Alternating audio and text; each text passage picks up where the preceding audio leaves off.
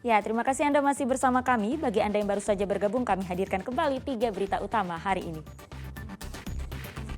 Bencana longsor dan tanah bergerak di Desa Kalongan, Kabupaten Semarang terus meluas dan makin membahayakan keselamatan pengendara. Pengemudi ojek daring berani menangkap pelaku begal payudara beberapa saat setelah pelaku melecehkan seorang siswi di kota Semarang. Harga berbagai kebutuhan pokok dari beras hingga sayur mayur terus melambung jelang Natal dan Tahun Baru.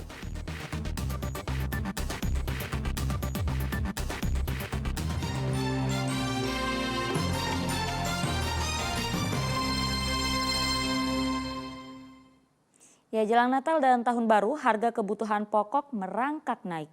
Bahkan harga beras kualitas super tembus Rp15.000 per kilogram atau mengalami kenaikan sebesar Rp3.000 per kilogramnya. Sepekan sudah harga semua jenis beras di kota Semarang mengalami kenaikan jelang Natal dan Tahun Baru.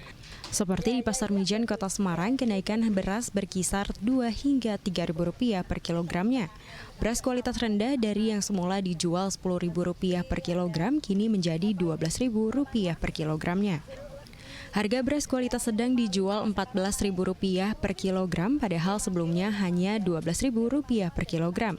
Sementara itu beras dengan kualitas super harganya tembus Rp15.000, sebelumnya hanya Rp12.000 per kilogram. Ini bukan kali pertama harga beras melambung sepanjang tahun ini. Saat harga BBM naik pada beberapa waktu lalu, harga beras juga ikut merangkak naik. Adanya kenaikan harga pada sejumlah kebutuhan pokok berimbas pada sepinya pembeli, sehingga omset pedagang ikut merosot. Nggak ada pembeli ini sedikit. Sedikit ya Bu ya? Ya turun lagi Mas, pembeli ini kan ada lagi. Ya.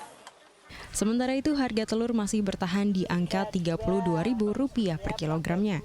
Pedagang berharap harga kebutuhan pokok bisa kembali normal menjelang Natal dan Tahun Baru. Ali Mustakfir melaporkan dari Kota Semarang. Kenaikan harga juga terjadi di pasar tradisional di Kabupaten Banjarnegara. Sepekan terakhir harga komoditas cabai dan sayuran melambung tinggi. Diduga kenaikan terjadi karena terbatasnya pasokan cabai dan sayuran dari petani. Jenis cabai rawit super tembus Rp45.000 per kilogram. Sebelumnya hanya dijual Rp35.000 per kilogram. Cabai hijau juga naik sebesar Rp10.000 menjadi Rp40.000 per kilogramnya.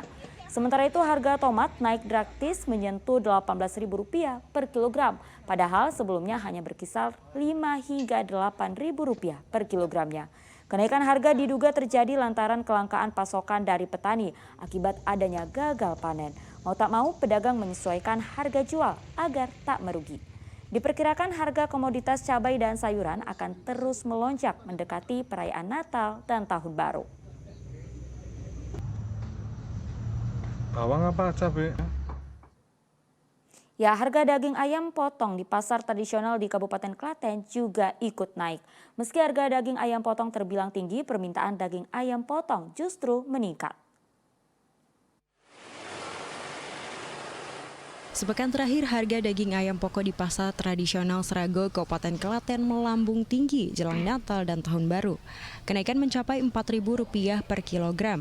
Harga daging ayam potong yang semula Rp28.000 kini tembus Rp32.000 per kilogramnya. 28. Ya, sekarang 32. Mengurang buat masukan setiap pagi. ya. Kurang. Tapi ini kan mendekati Tahun Baru sama Natal. Ya. Pasti naik. Di tengah tingginya harga, permintaan terhadap daging ayam potong justru meningkat.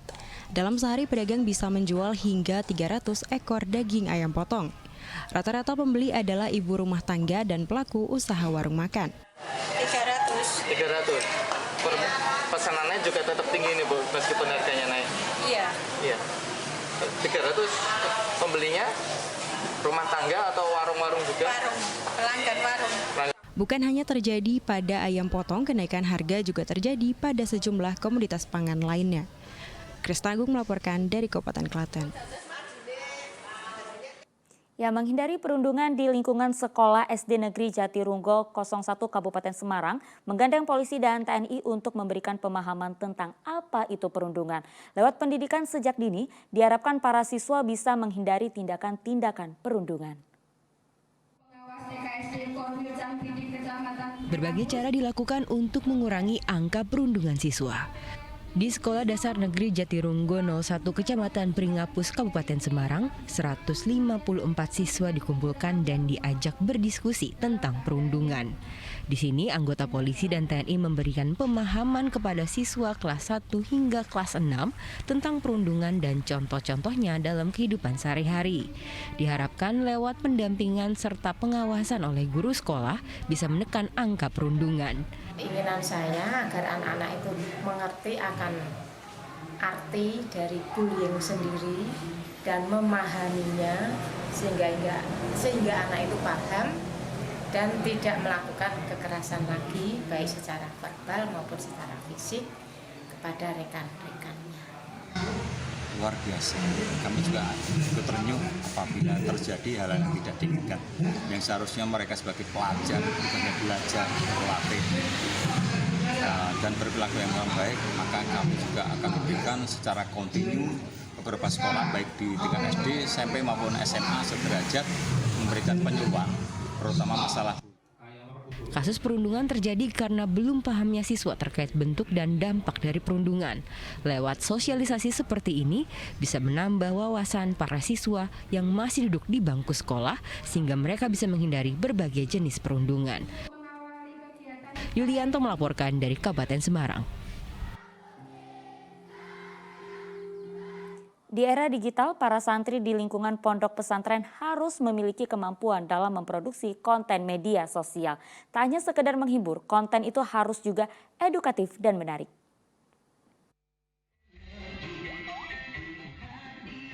Media sosial menjadi ladang tak hanya bagi berbagi konten yang menarik dan menghibur, tetapi juga sarana edukasi. Pemanfaatan media sosial ini diungkap Deputi 4 Kantor Staf Kepresidenan Bidang Informasi dan Komunikasi Politik saat memberikan pelatihan tentang konten media sosial di Pondok Pesantren Fatur Rahman, Kabupaten Brebes. Bertempat di ruang serbaguna, Juri Ardiantono mengatakan pondok pesantren sebagai salah satu lembaga pendidikan memiliki keunggulan yang bisa terekspos secara maksimal. Para santri tak hanya sebatas berkisah tentang kehidupan sehari-hari di pondokan, tetapi bisa menciptakan konten yang edukatif sehingga menarik pengguna media sosial lain. Narasi membuat konten yang edukasi dan menghibur harus didorong di kalangan santri. Mestinya konten media sosial dari kalangan santri ini ya tidak sekedar berisi tentang kehidupan dia keseharian sebagaimana anak muda yang lain, tetapi mengandung konten-konten yang sifatnya mendidik atau yang sifatnya dia juga mentransformasi ilmu yang didapatkan di pesantren untuk bisa dibaca oleh orang lain di luar.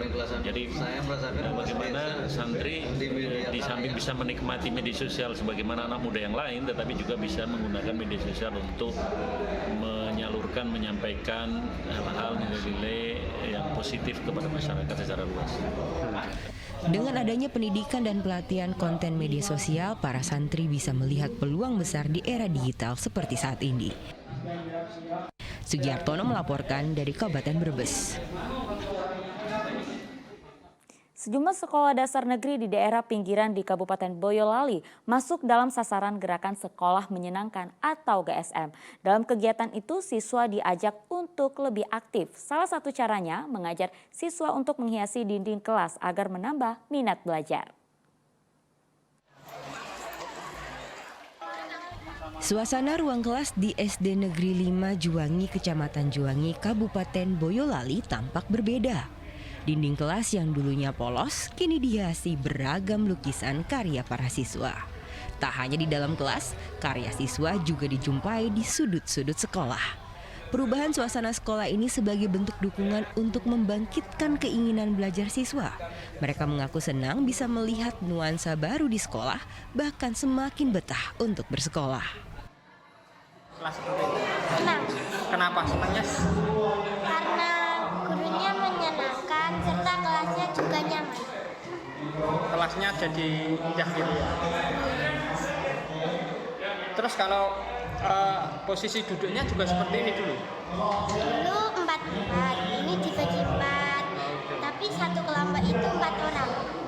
Terus gurunya juga berubah cara mengajarnya? Sering marah-marah nggak? Enggak, gurunya menyenangkan. SD Negeri 5 Juwangi merupakan salah satu sekolah dari 10 sekolah lainnya di wilayah pinggiran yang masuk dalam program Gerakan Sekolah Menyenangkan atau GSM. Gerakan ini sebagai upaya menciptakan suasana sekolah yang berpihak pada siswa untuk belajar sesuai dengan keinginannya sehingga menciptakan suasana yang nyaman di sekolah. Di SD Negeri 5 Juwangi ini tidak hanya mampu memberikan pendidikan yang biasa-biasa saja, namun bisa memberdayakan, bisa menjadi pionir dari sekolah-sekolah pinggiran. Ternyata di sekolah-sekolah pinggiran, terutama di Kecamatan Juwangi yang terkenal dengan pelosoknya, ternyata ada sekolah yang begitu luar biasanya seperti ini.